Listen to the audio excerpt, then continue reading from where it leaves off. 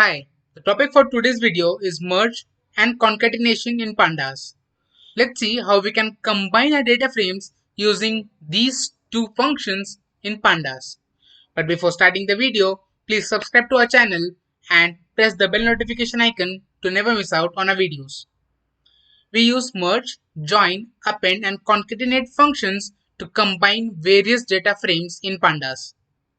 Now let's see how we can select a function as per our requirements in pandas. Now we use .append function when we have to stack our data frames vertically. Now we define or we use concat function when we have to stack many data frames horizontally or vertically. If we have to join our data frames using inner, outer, left or right joins on indices, we use .join method. And now, if you have to join many joins on multiple columns, then we use pd.merge function.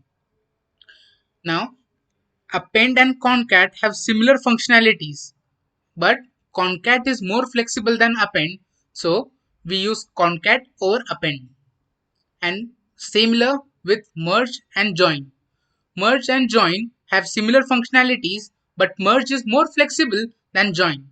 So we can learn only two of them, concat and merge, and master how we can join the data frames. So let's discuss more on merge and concatenation. Now let's import pandas and numpy libraries as pd and np to read our CSV file testscores.csv.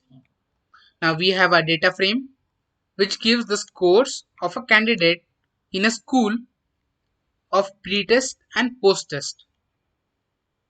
Now let's see how we can perform merge. So we use merging for performing complex column-wise combinations of data frames in a SQL-like way. To merge, we need two data frames. So let's make it. Now here I have defined two sets like school set and school type. In school set, I have grouped by the school setting and school type column and use the pre-test and post-test as the column of the data frame. Now, when we use this group by, then the group by functions or the group by columns are behaved as the indices of the data frame, and this pre-test and post-test acts as the columns or the data of the data frame. And we use dot sum to sum up all the pre-test and the post-tests in school setting and school type. We have the similar function in school type, and we have the similar data frames school set and school type.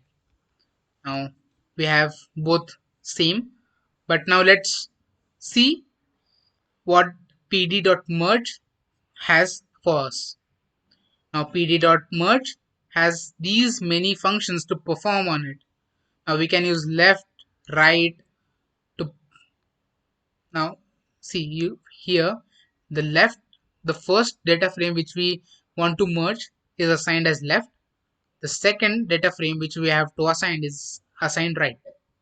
Now then we can specify how we have to join. Now the default is inner, but we can use outer, right or left according to our needs. Then we can specify on which columns do we have to add, or then we can use left on, so we can specify the columns of the left data frame and also the right data frame on which we have to concat or to merge our data frames. Then left index and right index, then we can specify which indexes to use, either of the left data frame or the right data frame. Then we have sort, suffixes and copy, indicators and validate. Let's see how we can use all of them and combine various data frames. Now let's delete one of the columns from both. So we have deleted post test from school set and pre-test from school type, and then use dot merge function to add up or to add up these two data frames. Now let's see how we can merge an index. Now pd.merge school set and school type. Now we defined the first as school set, so it is left, and school type, which is right. Now if we define right index is equal to true, so we use the indexes of the right, which is school type, and when we use left index is equal to true, then we use the left index of the school set. Then this function tells us that we have to join or merge using the indexes of the two columns of the two data frames. Now we have used the indexes and joined the two data frames. We can reset index and then merge on columns. When we reset the index, this indices is converted into columns, and the indexes are 0, 1, 2, 3, like integer data types. Now let's see, we have school setting and school type converted to columns from indexes, and the indices are resetted to 0, 1, 2, 3s. Now let's see how what happens when we perform dot reset index on individual data frames. Now we have the same. Now let's merge on school set dot reset index and school type dot reset index on these two, on this and this data frames. Now when we use this method, now this function knows that it has to join these data frames on the common columns it has. So the columns are school setting and school type. So the function joins the data frames on these two columns. Now we had these two columns common, so we used just the column names or the data frame names. But what if we don't have these? What if we don't have any same column names to merge on? Then how can we join the two data frames together? So for that we have left on or right on. Now school set.reset index is our left data frame and school type is our right data frame. Now when we perform left on, so this tells that we have to use school setting and school type from the left data frame and use the right indexes of the school type and merge this into a single data frame on school setting and school type column, and we have our data frames merged on school setting and school type. Now let's see how we can reset only one of the indexes, as we have two indexes. Now this is level 0 index and this is level 1 index. So when we reset level 0 index, school setting will be converted to column and school type will remain as the index. Let's see by running the command. Yes, as you can see, level 0 means school setting is converted to column and school type is the index. If we pass in level 1, then school type is converted to column and school setting is remained as index. Now let's combine our school type dot reset index and school set new, this data frame, and our resetted index data frame on school setting and school type. Now our data frames will be merged on these two columns. Yeah, you can see we have our merged data set. Now let's perform SQL-like functions on merge function. Now when we use inner in the dot merge function, then it knows that it has to concatenate or it has to. Now the inner uses intersection of keys from both data frames similar to SQL inner join, and it preserves the order of the left keys. Outer uses union of keys from both data frames similar to SQL outer joins. It sorts the keys lexicographically.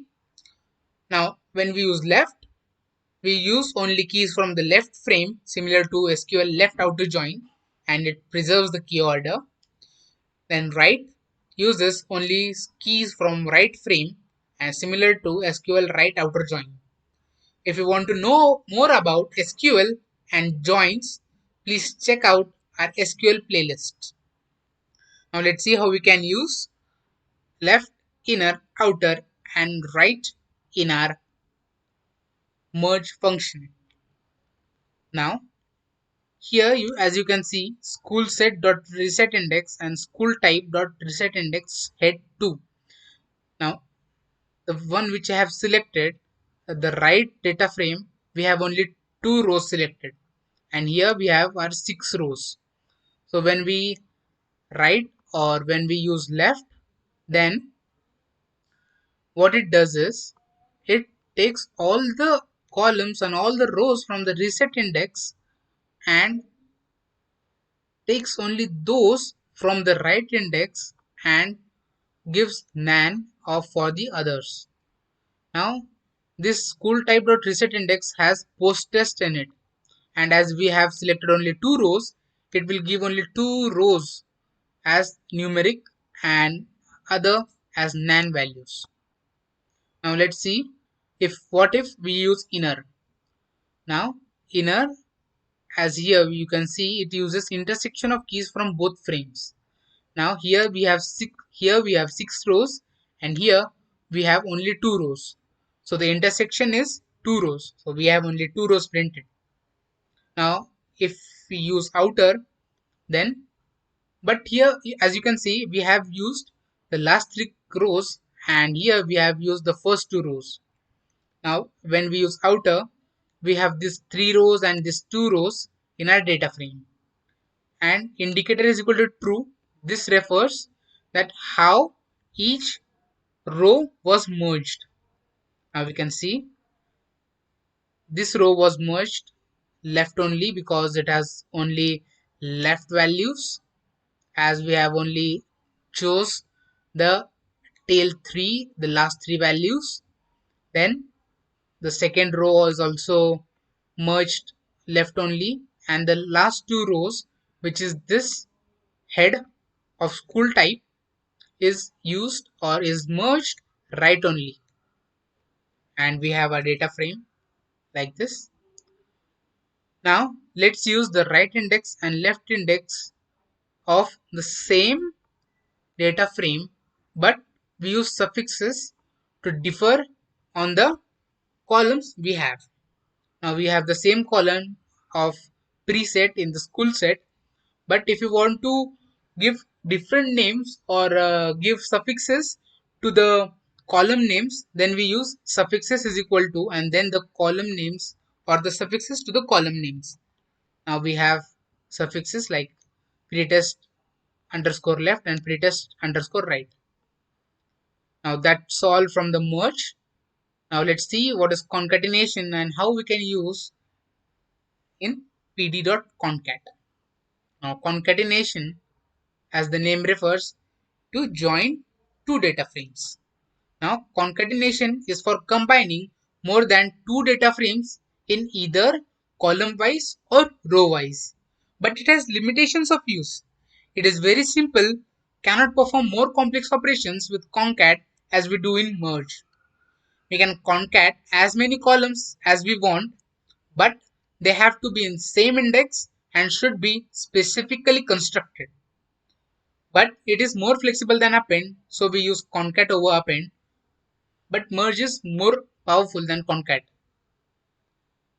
Concat has different functionalities, so we can use concat to join 2 or more data frames, either column wise or row wise. So let's see how we can add those row wise. So I have given the data frames which I have to add column row wise. So I have this. So the first 3 indicates the school set, then again school set, so the other 3 are from school set, and then school type data frame, the last 3 rows. Now if we do sort is equal to false, then this will not sort the columns, but if we do sort is equal to true, then this will sort the column names according to the names. Now let's see, it has post test first and then pre test, but we don't want to do that. Now let's have as it is. Now we have got as we had earlier. Now what if we have to add or concat column wise?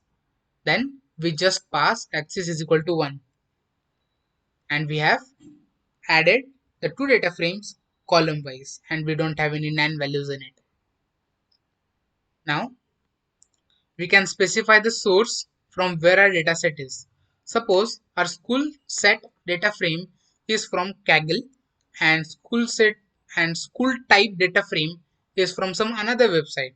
So we can have the source's name from where the dataset is in our merged data frame or concatenated data frame, and we use sort is equal to false, so that no sorting is applied on our concatenated data frame.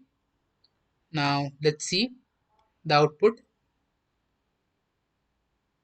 Yeah, we see the source 1 of the first dataset and source 2 of the second dataset. That's how you join more than one data frames using concatenation, and you use merge with SQL like functions like left, inner, outer, right as per our needs. And we have seen many more functions from merge, how we can use, how reset index is used, and how on is used, what is left on, what is right on, what is left index, right index, what is indicator, what does it indicate, and many more things. So that's all from this video. I hope you found this video helpful, and if so, please like the video, and if you have any questions, put it in the comment section below and we'll get back to your questions. Thank you.